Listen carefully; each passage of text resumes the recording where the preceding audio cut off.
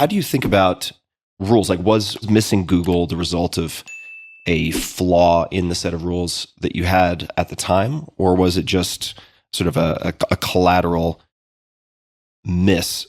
Let me work my way back to it because it's clearly the biggest mistake of my career. So it's something I've thought about a lot. Yeah. So I think any investor starts with just building bedrock, and that comes from reading. And there's a ton of books and history you can read. You can go through, all the Buffett letters as an example. You can read Peter Lynch's One Up on Wall Street. There's my good friend Mike Mobison has put out some amazing books that are a lot more nuanced about stock prices, that kind of thing. A Random Walk Down Wall Street by Burton McHale.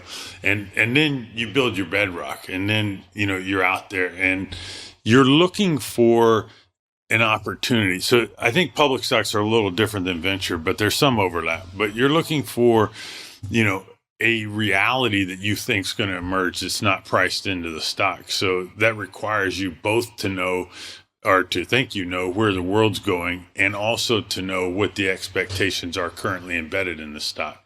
Because if you just have the same opinion that's already embedded, you're not going to make any money. There's a great piece by Howard Marks where he talks about you have to be right and contrarian. You can't just be right. You have to be right and contrarian, and that's more difficult. There's a famous saying that I'm sure has been uttered on your podcast before: kind of strong opinions loosely held. And yes, I think all investors have to work within that framework because things change. There's many, many variables. None of them are constant. They're all dynamic. And the minute you set a very hard rule, then you might be setting yourself up for a mistake. And venture, I have found, is a world where that happens frequently. And so the Google example, and it's really important to say that we didn't lay chase. Like there were 25 employees, Larry and Sergey they presented to, I'm sure, a whole bunch of firms, and we didn't lay chase. We should have laid chase, but we didn't. At the time, Yahoo was at $10 down from like 80. Excite was going bankrupt. So search didn't look that exciting from an external viewpoint. You had two PhD founders who had never been a CEO before and were insistent they were going to be good as a CEO. Normally, that's a red flag, two PhD founders. And there was just a number of things where you would make a list and say, oops, this probably isn't what you want to do. Now, I'd like to highlight, and I always do, the two best venture capitalists in the world at the time, John Doerr and Mike Moritz, kind of locked hands and said yes. Right. And so it'd be erroneous for me to say like, oh, if you were, a well-studied venture capitalist, you obviously get to know at that point in time, because the two best didn't. And I think it's just the subtlety of the game. There's a great reality in venture that a lot of people talk about now, but you can only lose one time your money. And in a case like Google, you make 10,000 times your money. And that asymmetric result means you have to bias towards positive in a situation like that, because the odds are just ridiculously different. Yeah. And so what should have happened is, I remember one of my partners looking at Larry and saying, what does it take to get this deal done right now? Because he was a closer. He was a closer type. And Larry said 120 pre. And we should have said, how about 150? Like if I could go back. If I could go back. But you can't go back.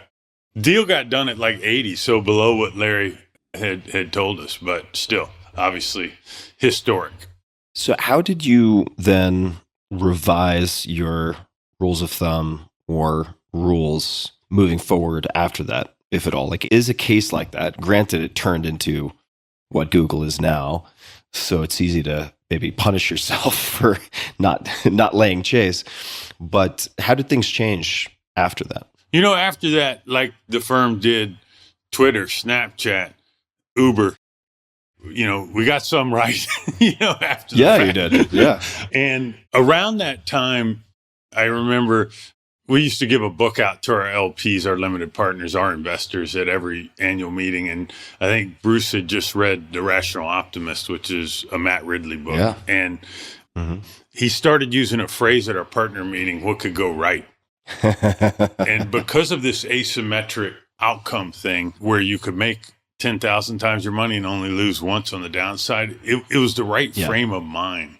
So it's very easy to get into a trap in venture where getting no right feels like a win. And it's just not that. I mean, obviously you can't do every deal. You can't do every investment. You'll go broke. But like getting overly jazzed about correctly, identifying a negative or a no, like it's just not that big a deal. It's not the job. The job is to find the outliers.